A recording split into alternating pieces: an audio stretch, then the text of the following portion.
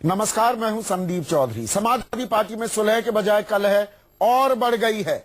आज एक तरफ पार्टी के महासचिव और मुलायम सिंह के चचेरे भाई राम गोपाल खुलकर अखिलेश के साथ आ गए, तो दूसरी तरफ मुलायम के सगे भाई शिवपाल यादव ने पार्टी में नंबर 2 की कुर्सी के लिए दावा ठोक दिया। एक तरफ मुख्यमंत्री अखिलेश 3 अक्टूबर से समाजवादी विकास यात्रा निकालने जा रहे हैं, तो दूसरी तरफ शिवपाल ने कहा कि अगले साल चुनाव के बाद बहुमत मिला तो तय होगा कि मुख्यमंत्री कौन बनेगा।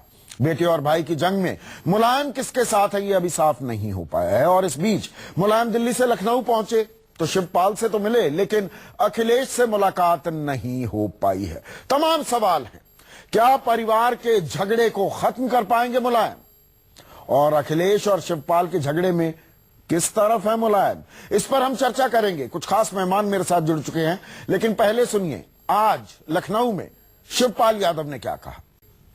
और मेरे साथ चर्चा में बीजेपी की तरफ से सुधांशु त्रिवेदी, कांग्रेस के मेरे साथ अखिलेश प्रताप सिंह, साथ में वरिष्ठ पत्रकार स्टूडियो में मौजूद है विनोद अग्निहोत्री, और समाजवादी पार्टी की तरफ से असीम वकार।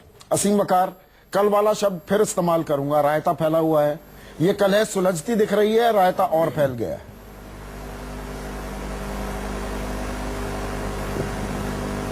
नहीं, अब आपको पता नहीं कैसे दिख रहा है।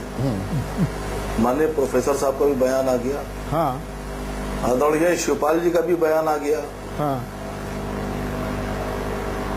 तो मैं समझता हूं कि अब आपको कहीं कोई गलत खबर दे रहा है। बयानों में विरोधाभास नहीं दिखा आपको? आदमी आपको खबर दे रहा है, बयानों में विरोधाभास नहीं दिखा आपको? बुला के उसको दुरुस्त नहीं असीम भाई, आपको विरोधाभास ही नहीं दिखा बयानों में? नहीं, या तो शायद आप सुनने को तैयार नहीं। राम गोपाल कह रहे हैं प्रदेश अध्यक्ष के पद से अखिलेश को हटाना गलती थी। किसने हटाया? मुलायम सिंह यादव ने हटाया। वो कह रहे हैं बाहरी लोग नेताजी की सरलता का फायदा उठा रहे हैं।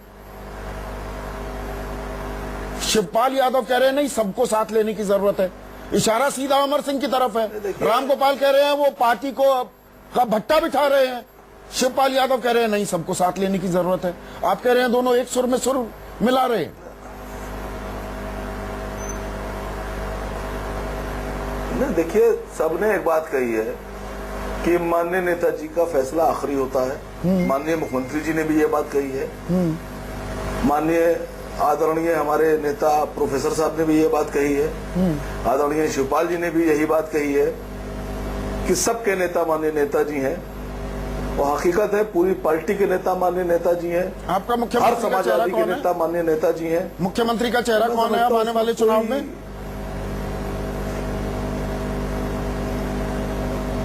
अच्छा सवाल आपने किया है, 1 मिनट बिना टोके दे दीजिएगा। हाँ। 2012 के चुनाव से पहले माननीय मुलायम सिंह यादव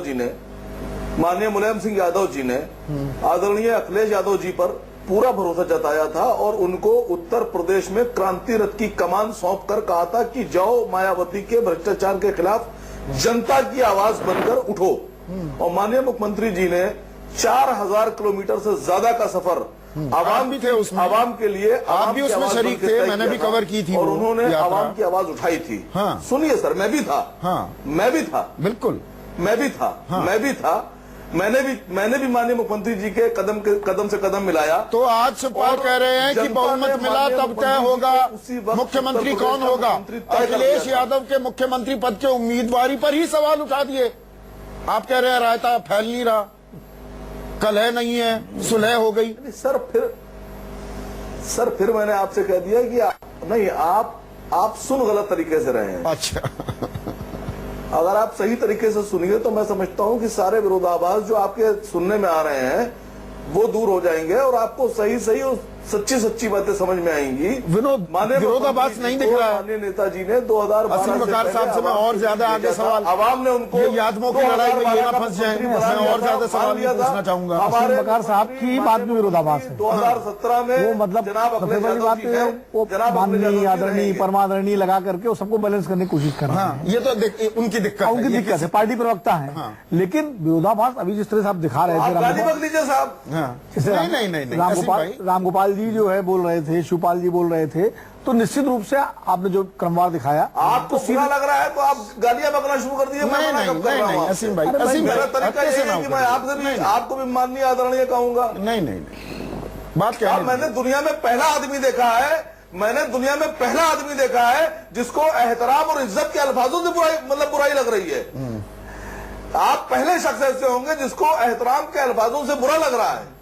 चले अपनी बात पूरी कर लें। अब बकार विनोद, साहब मैं आपकी मजबूरी समझता हूं। आप अपनी पार्टी के नेताओं के प्रति इज्जत दे रहे हैं, अच्छी बात है, हम सब भी उन्हें इज्जत, मैं भी जी लगा के ही बात कर रहा हूं। मैं राम गोपाल जी, शिवपाल जी कह रहा हूं, अगर आप सुन रहे हो तो मुझे उससे एतराज नहीं है। मैं आपकी मजबूरी समझ रहा हूं कि किस तरह आप बैलेंस करने की कोशिश कर रहे हैं, जो आपका काम है, आप पार्टी प्रवक्ता हैं, तो उसमें कोई, लेकिन विरोधाभास आप कहना रायता नहीं फैल रहा है। हम लोग तो प्रधानमंत्री जी को भी माननीय मोदी जी कहते हैं। चलिए अभी बात पर आते हैं। तो माननीय मोदी जी को भी उस पर एतराज में थोड़ी रायता फैल रहा है और फैल रहा है, आपका ये मानना है? रायता से पूरा दही फैल गया भाई। हमारी परवरिश इस तरह से हुई है। छोड़िए आप इस बात को, आप बात को विषयांतर कर रहे हैं। अग्निहोत्री साहब हमारे सामने आएंगे, ये मुद्दा ये नहीं है, मुद्दा ये नहीं है, माफ कीजिए, मुद्दा ये नहीं है, मुद्दा ये नहीं है। बकार साहब विषय नहीं है। देखिए मैं खुद जी लगा के बात कर रहा हूँ। छोड़ दीजिए उसको, वो हो गया, आगे बताइए। भाषा में बात ही नहीं हो रही। भाषा में बात नहीं हो रही। मैं तो मजबूरी आप ही गिना। देखिए रायता नहीं, पूरा दही फैला हुआ है, और आप इसको स्वीकार करें न करें, सार्वजनिक रूप से आप स्वीकार नहीं करेंगे, ये आपकी मजबूरी है। लेकिन जिस तरह से अब इसके बाद बचा क्या है कि यहां से जाते ही शिवपाल जी ने एक नया सवाल खड़ा कर दिया कि 2012-17 में बहुमत अगर मिला उसके बाद कौन नेता होगा, ये तय होगा। ये तो सबसे बड़ा सवाल लग गया है। अखिलेश यादव यानी एक इनकम्बेंट उम्मीदवारी पर लगा दिया आपने। Incumbent chief minister Akhilesh Yadav मुख्यमंत्री हैं, उनके नेतृत्व में उनके चेहरे को बना के आप चुनाव लड़ेंगे। और जो सूबे के मुख्यमंत्री हैं, शिवपाल कहते हैं मेरे नेता तो मुलायम सिंह हैं, वो अखिलेश यादव को सूबे के मुख्यमंत्री को नेता मानने को तैयार नहीं है। आपका रायता नहीं फैल रहा। क्या सुधांशु त्रिवेदी ये कह सकते हैं कि अगले चुनाव में मोदी जी बहुमत के बाद फैसला होगा अगर बीजेपी को बहुमत मिला? या अखिलेश प्रताप सिंह कह सकते हैं कि इन्होंने बता दिया कि शीला दीक्षित है हमारी उम्मीदवार? तो ऐसा नहीं है। अब ये स्वीकारिए कि हाँ रायता फैल रहा, संभालने की कोशिश की जा रही है। यहाँ पर तो आप बाँछें जिस भी शरीर के हिस्से में होती हों सुधांशु, आपकी बाँछें तो खिल रही होंगी। आप पर सवाल उठ रहे थे कि भाई मुख्यमंत्री पद का उम्मीदवार कौन है। यहाँ तो आपसी कलह में, कुनबे की कलह में अब ये सवाल खड़ा हो गया समाजवादी पार्टी। अब तक तो हम सीधे चेहरे लगा देते थे तीन पार्टियों के, तो आप ही का चेहरा नहीं दिखा पाते थे। अब तो समाजवादी पार्टी में भी चेहरे को लेकर सवाल खड़ा कर दिया शिवपाल यादव ने। देखिए समाजवादी पार्टी में जो कुछ भी दिखाई पड़ रहा है, अखिलेश यादव जी के रूप में जो तथाकथित स्वच्छ युवा चेहरा लेके आए थे, आज जो कुछ घटित हो रहा है समाजवादी पार्टी के नैसर्गिक चरित्र में है।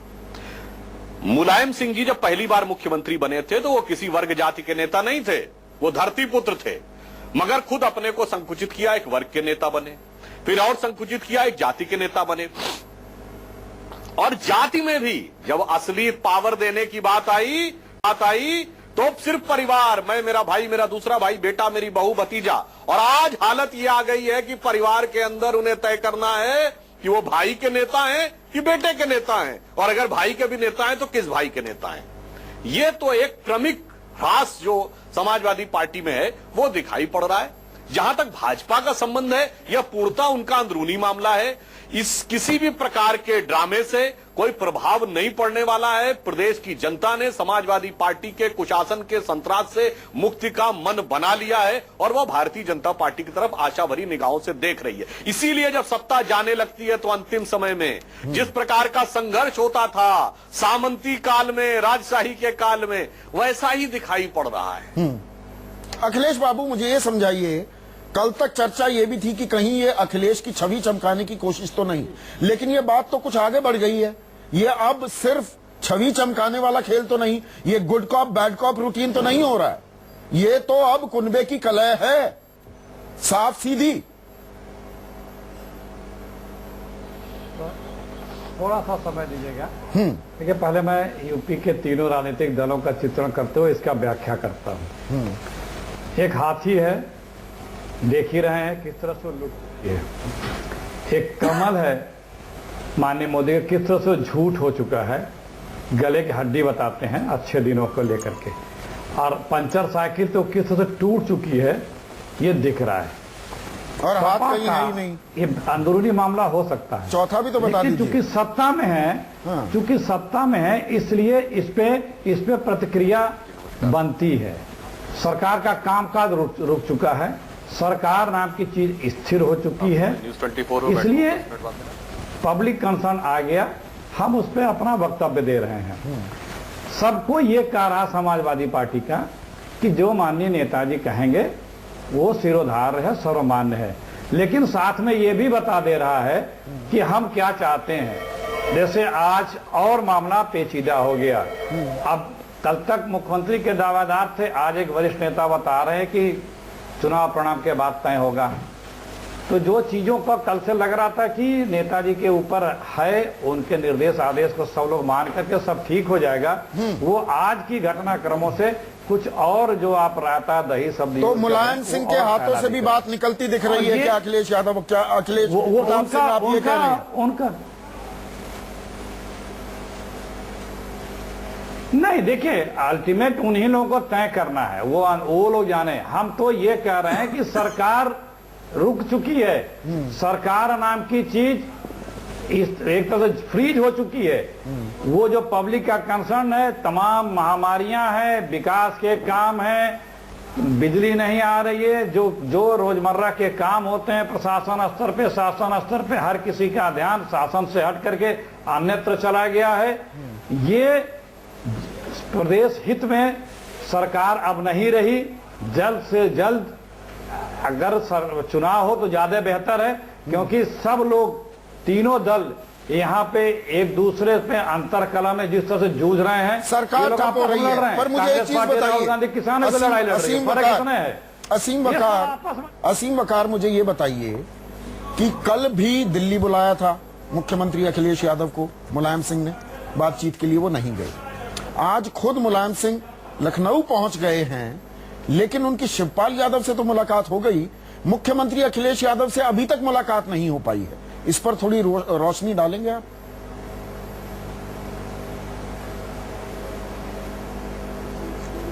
नहीं, देखिए माननीय नेताजी जिसको जब चाहते हैं बुला लेते हैं। कल नहीं गए अखिलेश, बुलाया था। तो माननीय मुख्यमंत्री जी और माननीय नेताजी जब बेहतर समझेंगे, आप लोग के पास ज्यादा खबरें रहती हैं, फिर मैंने आपसे कह दिया कि माननीय नेताजी और माननीय मुख्यमंत्री जी जब बेहतर समझेंगे उस वक्त बात कर लेंगे। उसमें मैं समझता हूं कि किसी तीसरे आदमी की कोई दखलंदाजी ये इतनी छोटी बात है। शिवपाल दिल्ली चले जाते हैं, अखिलेश को भी बुलाया जाता है, आज शिवपाल से फिर मुलाकात हो जाती है। अखिलेश और मुलायम सिंह बाप बेटे की बातचीत नहीं हुई अभी। देखिए बकार साहब ने भी तीसरे आदमी का जिक्र किया, हाँ, कि किसी तीसरे आदमी की दखलंदाजी की जरूरत नहीं है। हाँ। ये तीसरा आदमी कौन है? इस पर समाजवादी पार्टी मौन नहीं, वो तीसरा आदमी ये तो बात साफ हो गई है कि अमर सिंह है, जो दुष्यंत कुमार नाम लिए बिना राम गोपाल भी अमर सिंह के ही जिक्र कर रहे हैं। अखिलेश यादव ने कल जिक्र कर दिया था, बाहरी लोग हमारे अंदर हस्तक्षेप कर रहे हैं, वो आज बोल दिया सरल स्वभाव का बाहरी लोग फायदा उठा रहे हैं। कविता है ना कि तीसरा आदमी कौन है, इस पर इस देश की संसद मौन है। हाँ। तो मैं वही कह रहा हूँ, तीसरा आदमी कौन है, इस पर समाजवादी पार्टी मौन है। तीसरा आदमी अमर सिंह ही है ना, असीम वकार साहब। नहीं, हम गलत रीड तो नहीं कर रहे।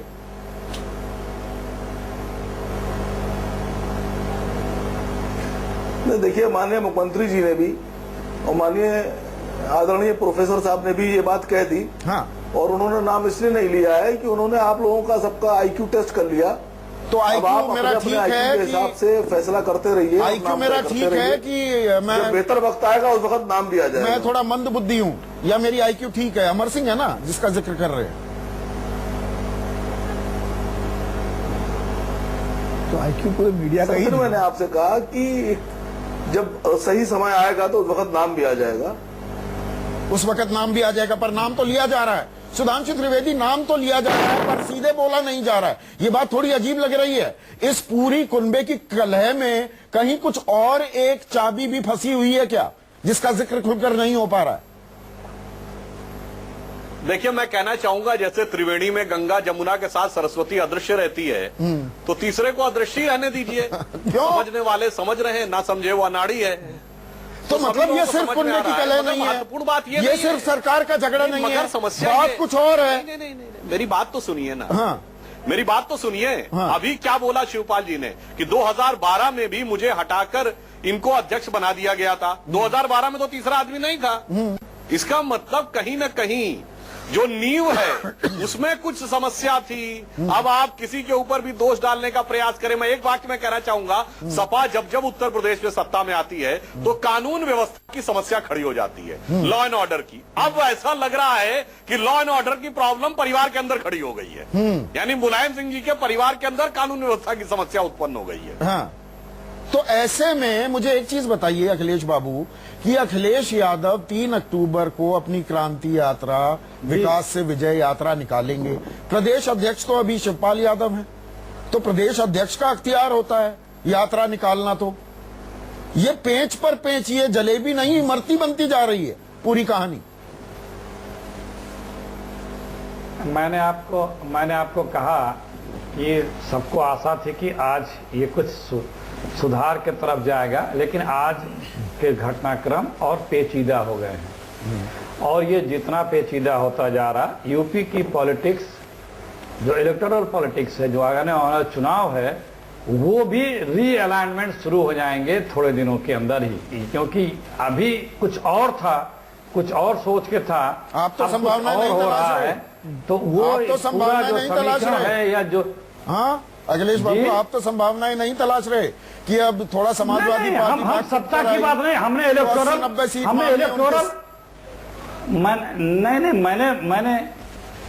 नहीं, हमने इलेक्टोरल पॉलिटिक्स की बात की। अच्छा। क्योंकि अगर आपके यहाँ स्थिरता नहीं है, देखिए जो भी सत्ता में है वो अपने कामों के आधार पे, और जो सीटिंग होता है उसी के चेहरे पे चुनाव लड़ा जाता है, चाहे वो पीएम हो या सीएम हो। अभी तक यही रिवाज रहा है। लेकिन यदि इसमें कुछ परिवर्तन होता है तो निश्चित रूप से जो इलेक्टोरल पॉलिटिक्स है जो अभी दिख रही है उसमें एक बड़ा परिवर्तन तो समीकरण बदलते दिखेंगे। 20 सेकंड का वक्त रह गया है।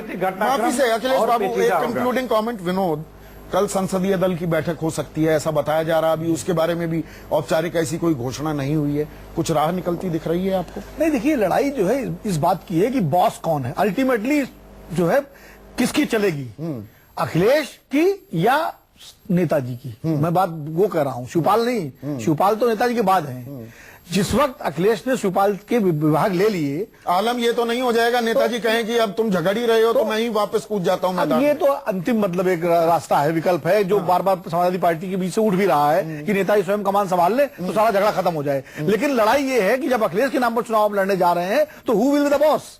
और अखिलेश ने इस बात को स्पष्ट कर दिया, जब उन्होंने शिवपाल जी के विभाग वापस लिए तो उन्होंने ये तय कर दिया कि जब मैं अपने चाचा के विभाग वापस ले सकता हूं, जो पार्टी के नंबर 2 के कद्दावर नेता, तो कुछ नेता कुछ फैसले नेताजी लेते हैं और कुछ मैंने खुद भी लिए। मतलब ये बेसिकली एक पुरानी पीढ़ी का के ऊपर नई पीढ़ी का जो है आगमन, और ये कि मुलायम एरा अब पीछे, अखिलेश युग जो है शुरू। विनोद, बहुत शुक्रिया आपका।